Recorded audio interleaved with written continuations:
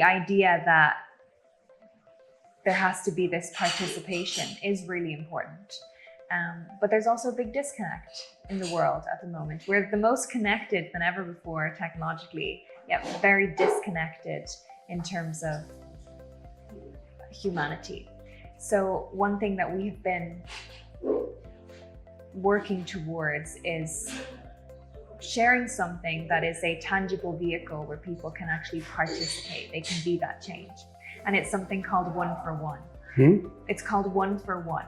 So, but have you shared anything about that? Might have 15 minutes. Tell me. Okay. So One for One is a philosophy, first and foremost. It's the idea that you see two little children playing in the garden and one of them drops their toy. Will the other one be willing to say, I'll pick it up for you? It's that idea that I'm there for you, I'm by your side, I'm walking with you. However, if we look at the issues that we're facing today, obviously one big issue is poverty. There are many issues. People will often be supporting them from afar, maybe trying to volunteer, maybe making some small donations. You know, when a lot of people ask the question, how can I help? They do what they can, but quite often people actually don't know how they can help, or they don't know how they can be part of that transformation and actually really get to experience it. So One for One is the idea that another person is willing to stand for someone else in a different part of the world perhaps, who is going through a transformation, who is willing to say, I'm going to stand for you, I'm going to be your guide, your big sister, your big brother, agent of love, as we like to call it, because it is the greatest act of radical love. You know, I forgot to interrupt you here, Hannah. That's again going down the old path, if I might say so. Okay. Because you said connecting with someone in the other part of the world. Look, we have to talk about people helping a person right around them. This world is not going to change if we all believe certain set of people around the world that we live by these principles. Sure. Okay, in my personal life. But if around me, the world is not changing, okay, it's not helping. The change in the world is not helping other people. So this whole one-on-one, therefore, I came to, it is one-on-one with my neighbors. It is one-on-one with my family. This was Gandhiji's way of putting it, but I'm going to give you a scientific explanation for it. Please, okay? And I'll go to history again. I mean, Sunil and I and Manisha haven't met for a while. Since we last worked together, I mean, I have been sort of floating upwards because during COVID, it became necessary to connect with people outside. It was not possible to connect with people around yourselves. And so conversations were happening, connecting people around the world who were concerned about the same things. You know, they're Germans or they're Americans or they're South Americans or Africans or Japanese. Same thing. Some were concerned about how to make more money with technology. So they had their own. Some others were concerned, as you would say, about what are the latest fashions, because interest in fashions. Sure. It's easy to connect. And technology made all of this possible. Fortunately, on that technology, you can start connecting with people who care about what you care about, who may be in other parts of the world. Now the question is, what do I care about? To your point, yes. The other people who want to be good people, I also want to be a good person. So many of these things also started. As you know, people are learning yoga and meditation, big things. And all of those have got into mentoring is always the best thing. You can't just learn something. You need to be with someone thereafter to deepen it if you need it. And it's quite often necessary. So this pattern of learning that, you know, connect with an idea and then the best people will teach you the idea, or you learn it from the best teachers. And so the same thing, like my daughter is with this beautiful Iranian Sufi teacher who, as she said, there are many women her age and older, in their 50s and older, who are, you know, wanting to reflect back into, you know, the world and themselves and goodness, and they love it. And he's very good. Really, I've also listened to his thing and superior to anything I've heard, and I've been influenced by them too. And comes to, yes, so she's picked up friends and they become mutual friends and they are elsewhere also. So they're like, as you say, one-on-one supporting each other, but with the certain spirit and idea. Yes. If that is it, then you carry on your learning journeys. And again, just to continue with that, sometimes when she is having a difficulty in her life, or the other person is, they talk to each other, so what would you do? So you come to, okay, how do you apply this in this specific situation? That's the best coach. So this is happening on a one-on-one basis. So I got involved with, yes, and people, it was because of Gandhiji only. They said, you're an Indian, somehow the way you talk about business seems to be like a Gandhian way of talking about business.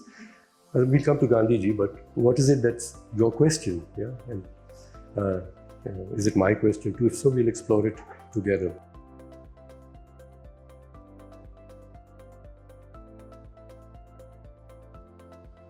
So the G20, which you heard, I'm sure you know about, has been operating for so many years.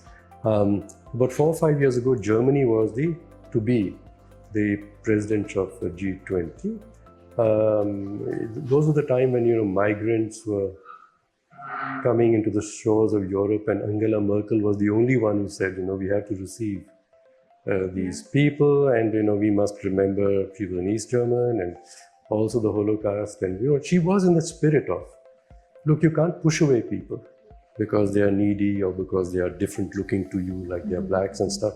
We must receive them. And the other countries in Europe didn't like it because there's a different set of values, if you will. So she was going to be the president of the G20, and she gathered before that, as they had this T20, the think tanks of the world. They are supporting the governments of the world, the 20, as going on. So the T20 got hold of me. The German leader of the T20 was Dennis Snow, Professor Snow of the Global Solutions Initiative, and he said, you've been writing, can you be a senior fellow of our thing and guide us? And the other senior fellow was the global head of PwC, who was really working hard to say what must change in terms of business regulations and audit and financial reporting on the business side. I was more largely philosophical. So here are the two of us, and he's got this thing. So in the T20, we went on, and it became clear, because we had official discussion, the G20 platform, first one in Germany, followed that in Japan, then it had something in Argentina and Italy, that we are trying to solve problems in the wrong way, and tell you what the wrong ways are.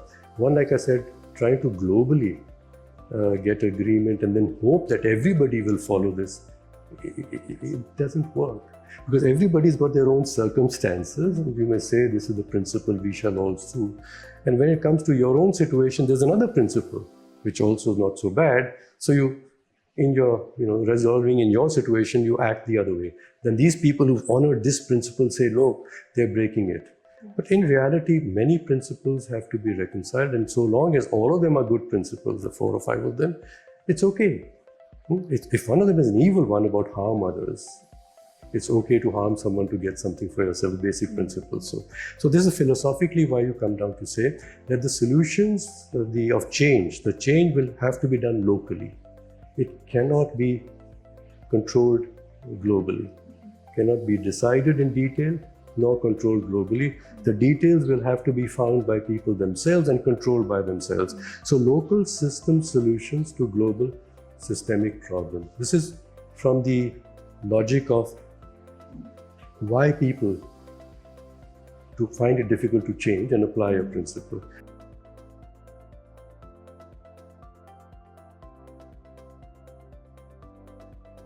The other one is a scientific one. At the moment, the world has got many problems which needs resolution like now. This climate change one that we talked about, COP28 now, it's 28th time. And we are still, the climate is still running away, it's getting faster and faster. Now, they said that the temperature 1.5 degrees in Kyoto, they said, we shall not allow to be breached. It's not that long ago. They said we already breached it.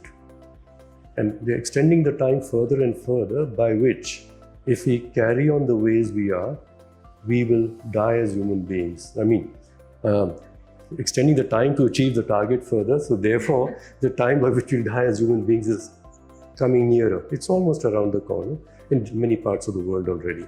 So here we are, and we're still using the same method of trying to solve the problem, still get these people, make an agreement, and you can see they're not able to reconcile two principles. One is a scientific requirement to cut down carbon in the atmosphere. The other is an equity requirement. Who should be making a greater sacrifice to their lives now. Yeah. And this is where now coming to the G20, the voice of the global south has started to appear. To say, look, we are 95% of the world, 90% of the world, you G7 are 10% of the world. How dare you tell us what the solution is and what our targets should be if you don't even, United States the worst, sometimes don't even accept the targets, and having accepted it, the next day you're breaking it, and so there is a power question too. Yeah? Who has the power to say this is a good decision, and then the power to discipline others who, not yourself, but discipline others who you say are not following the decision. But coming to the science part, which are leading into this, that there are other matters which are in the SDGs. The Sustainable Development Goals is not just about climate. It talks about inequities in different ways, public services, less access to good education or health, livelihoods. It's got the whole system is there. You can't just solve the climate problem without addressing, like I said, the inequity problem, the poor quality of livelihoods problem, the poor education linked to that, etc., etc. It's a complex system with many issues that need to be addressed simultaneously. You can't say, first solve the climate problem and then we'll come to the equity problem. If you solve the climate problem the way you say it should be done, there will be no poor people left. Yes, okay, you got the world to yourself, and you don't need to worry about equity or others sharing power with you. So we come to say that's the Gandhiji's thing. It was about power, about how common people must have the courage, non-violently, to say we will not cooperate with you. Kill me now, but I'm not going to buy your stuff. I'm not going to follow your rule because it's wrong. Right? So if this is so, moral principle, scientifically, this is where the science comes. If you have 17 problems and they're not the same everywhere, the climate problem or the environmental problem in Kerala is quite different to Rajasthan in our own country, or certainly in Ireland and the Sahara Desert, there'll be quite different climate problems. And similarly, if you talk about social, societal disagreements problems, in Ireland there are some, and in Sudan there are other things, very specific. Yes. We're having a horrible situation in the northeast of India right now. I mean, they're very specific. They're local issues between people. So these 17 problems that we have, each of them is manifest in a different way. It's different way. And so mathematically, and this is where I ask people who say they're scientists, I say, okay, you tell me, supposing all 17 problems don't apply in Ireland, I'm sure at least 7 of them do. Yeah? If there are 7 problems that will appear in every part of the world, and they'll combine, they are different and will combine in different ways, how many combinations are possible? It's about 2-3 million actually, mathematically. So the problems are very different everywhere. This SDG problems are very different, and therefore the solution will have to be different. So where can the solution be found? Only in the middle of that, you see. So this is the scientific reason to Gandhiji's thing, that the village has to be, and village he meant was a small unit. The small unit has to be the solution. The people in that unit, they must be working together as a community, as a family, as a harmonious society, and in harmony with their environment also. So scientifically it's necessary, and I'm saying in terms of power shifts, it's the only way we'll really get a power shift.